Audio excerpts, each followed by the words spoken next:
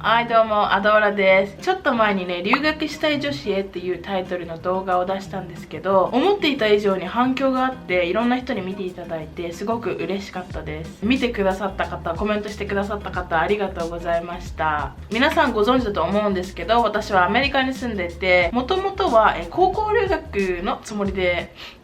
鼻がムチムチする。私はもともと高校留学だけのつもりでアメリカに来たんですけど、そのまま大学に進学して、6年間現地の学校に通いました。その6年間の中で本当にいろんなことを経験したので、皆さんに伝えたいことっていうのはもうまだまだたくさんあります。このチャンネルではね、普段、アメリカ生活の Vlog とかを載せる機会も多いんですけど、個人的にはこうやって座ってお話しするのも結構好きなので、これからもね、いろんな体験談とか、役立つ情報とかをこういう風にお話できたらなと思っています。そしてご覧の通り、今回もね、語らせていただこうと思うんですけれども、今回はタイトルにもある通り、私がアメリカ留学を決意した理由っていうのを皆さんにお話ししたいと思います。なぜ私がアメリカに来ることになったのかっていうのとか、どうやって実行に移したのかっていうところを詳しくお話ししていこうかなと思います。それでは行きましょう。まずね、私は日本で生まれ育ったんですけど、もう物心がついた頃から日本を息苦しく感じていました。理由はすごく単純で、自分がハーフで周りのみんなとは見た目が違うからっていう理由です。知ってる人が多いと思うんですけど、私は父がナイジェリア人で母が日本人で、私は俗に言うハーフになるわけなんですけど、両親は私が3歳くらいの頃に離婚して母に育てられて、おじいちゃんおばあちゃんの近くに住んでいたので、比較的日本的な家庭で育ちました。父にもほぼ会わずに育ったので、海外的な考えだったり文化とかっていうのとは無縁な生活をしていました。なので、もともと性格がすごく日本人的だっていうのもあって、自分がみんなと違うっていうことが嫌で仕方なかったし、黒人ハーフなんかなら生まれてこなかった方がマシだって本気で思っていました。もちろんこれはね、そういう繊細な時期の私の考えであって、今はそんなことはもう1ミリも思ってないので、ご心配なさらず。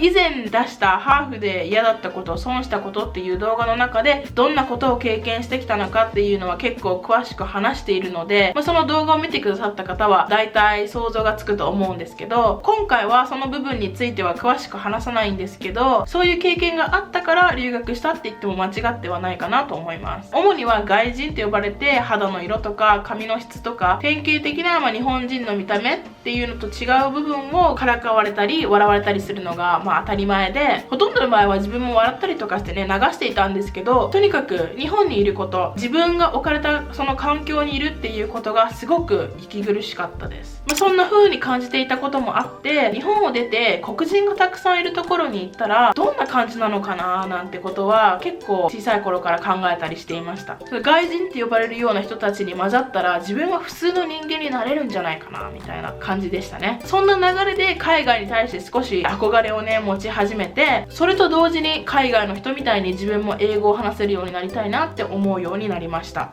そして中学生の時にもう絶対に叶えたいって思う夢ができたんですけど、何だと思います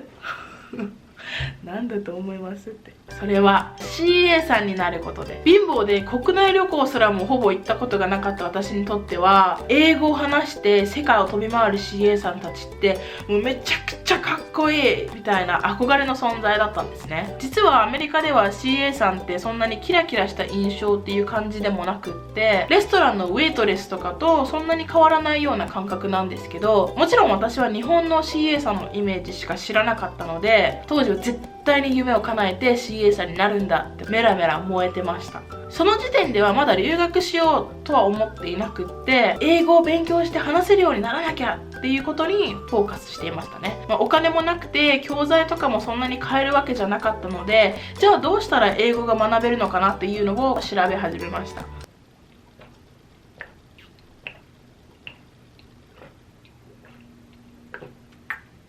そんな時に県立の高校で英語に特化している学校っていうのを見つけたんですね。都内とかだったらそういう学校もいくつかあるのかなと思うんですけど、埼玉の県立の学校で本当に英語に強い高校ってあんまり多くなくて、私は和光国際高校っていう高校を受験することに決めました。どう考えても私立に行くお金はなかったので、もうそこに行くしか道はないみたいな感じで、そこに合格できなかったらもう人生終わりだぐらいの気持ちでした。県立の高校ではあったんですけど、片道2時間近くかかるし、偏差値も高くて、周りには反対する人もいました。それでも私の決意はすごく固くて、もう何が何でも絶対合格してやるって意気込んで、猛勉強の1年がそこでスタートしました。ですが結局ですね、努力の甲斐も虚しく、受験結果は不合格でした私の人生はここで終わったんだって本当にその時思って、布団にくるまって何日も泣きました。一応受けていた私立の高校には受かっていたんですけど、お金がなくていけないので蹴って、中3の時の担任の先生に勧められるがまま、定員割れしている体育科の県立校に進学しました。ただ単に運動神経がいいから体育科でもいいんじゃないみたいな感じで勧められて、じゃあ体育の方でみたいな。体育会系の学校だったので、勉強面は言うまでもなくって感じなんですけど、その学校がやんちゃな生徒が割と多かったのもあると思うんですけど、小学校よりもたちの悪い、からかいというか、わざと聞こえる声で悪口を言ってきたりみたいなことが結構あって、理由もなくいきなり笑われたりとかして、それがすごく衝撃的で、小学校とか中学の最初くらいはね、そういうのもたくさんあったんですけど、中2中3とかはみんな仲良かったし、今でも私は中学の同級生とすごく仲がいいんですけど、中学校の後半とかはみんなすごく優しかったし、あったかかったので、久しぶりにそういうのがあって結構来ましたね。その高校にも大事な友達とかすっごく優しい先輩とかもいるので、こんなことを言ったら申し訳ないんですけど、すごく幼稚な人も多くって本当に居心地が悪かったです。それプラス初めての英語の授業で教科書を見た時に、あまりにも内容のレベルが低くて、私本当に終わったんだってその時思いました。同じ高校だった人こんなこと言って本当にごめんなさい。もちろんね、いい人もたくさんいたし、今でも連絡を取っているみんなは大好きです。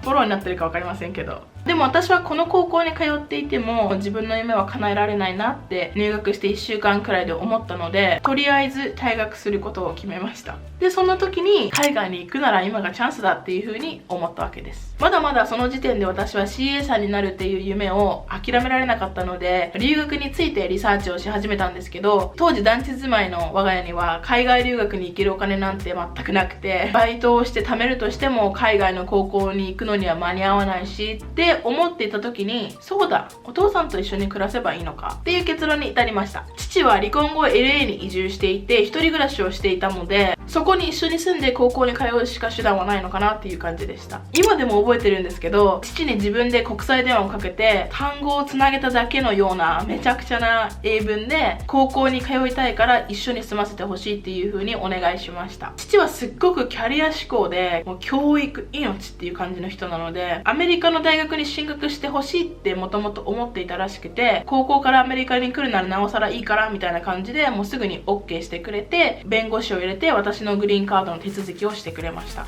ありがたいことにそれで私のアメリカ留学っていうのが正式に決まって、2013年の夏にアメリカに来て現地の高校に通い始めました。ちなみにこのチャンネルを一緒にやっているイフィは、私がアメリカに来た1年後に来ているので、最初は私は父と2人で生活をしていました。ほぼ知らないおじさんと2人で生活しているっていう感覚だったので、いろいろ大変だったんですけど、その話はまたいつかどこかでしようかななんて思っていますはい。以上が私がアメリカ留学を決意した理由と、どうやって実行に移したかっていうお話でした。今留学している人、したい人、していた人など、留学を決めた理由やきっかけだったり、何か面白いストーリーなどあれば、ぜひコメント欄で教えてください。もしこの動画が良かったと思ったら、いいねとチャンネル登録よろしくお願いします。バイバーイ。私が留学した理由を最後まで見てくださってありがとうございます。ちょっとこの場を借りてどうしても宣伝したいイベントがあるので、2分だけ説明させてもらってもよろしいでしょうかありがとうございます。今週の土曜日5月8日の午後に埼玉県の所沢市で海外の学びと文化というテーマで中高生向けに学習交流イベントが行われます。めちゃめちゃ私の地元のお話なんですけど、ぜひ多くの人に知ってもらいたいなと心の底から思っているので、今回はこうやって私の SNS のプラットフォームを使って宣伝させていただくことにしました。一般社団法人ネオパレットっていう非営利団体の主催するイベントの第1回になるんですけど、この団体は新しい教育の形として無料塾だったり学生の心身の成長を促す機会を提案するといった活動をされています。土曜日のイベントは参加無料で、今回はカリフォルニア州立大学を卒業して今日本で外資系企業に勤められている方が講演もしてくださるそうです。日本と海外の違いとか学びについていろんな新しい知識を吸収できる素敵な機会だと思います。その他にもディスカッションとかゲームとかを通して他校の人とか大人とか普段そこまで関わることのないような人たちともコミュニケーションをとって意見交換などもできるそうです。私が個人的に学生時代後悔していることが一つだけあって、こういうイベントとかに自分から参加することってあまりなかったし、情報自体少なかったなって思うんですけど、こういうのに参加することってメリットでしかないなって今は感じています。もちろんお話を聞くだけでもためになると思うんですけど、こういう場での出会いとかコネクションとかって将来大きなことにつながったりする可能性もあって、こういうチャンスは無駄にせずに自分から掴みに行くことが大事だと私は思います。このイベントの目的の一つに自分の未来、社会の未来について考えるきっかけを作るっていうのがあるんですけど、それって自分の力だけだと難しかったり限界があったりするのかなって思うんですけど、こういったイベントに参加するだけでも視野が少し広がったり自分の選択肢が増えることもあると思うので、もし興味がある方はネオパレットさんの方にぜひお問い合わせしてみてください。このイベントの詳細と問い合わせ先は概要欄の方に書いてあります。学生を本気で応援したいと思って一生懸命活動されている団体なので、丁寧に対応してくださると思います。まだ設立されたばかりの団体なので聞いたことがないっていう人の方が多いと思うんですけど、私はお話を聞いて個人的にすごく素敵な取り組みをされているなと感銘を受けました。どうせ案件だろうって思う方も中にはねいらっしゃるかもしれないんですけど、実際私はお断りしてる案件の方が多くって、本当に私がおすすめできるものとか応援したいと思うビジネスのみこれからも紹介させていただこうと思っています。長くなりましたが、ここまで聞いてくださった皆様ありがとうございました。ちょっとね硬い話ばっかりだったので、最後は癒しの NG 集で終わりたいと思います。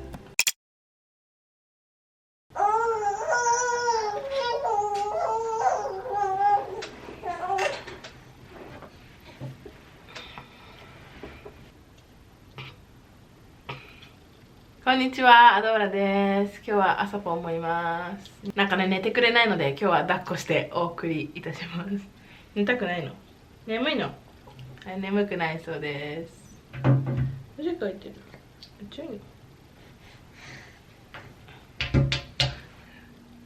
そうなんですよ。Yeah. Yeah. Yeah. Yeah.けどあ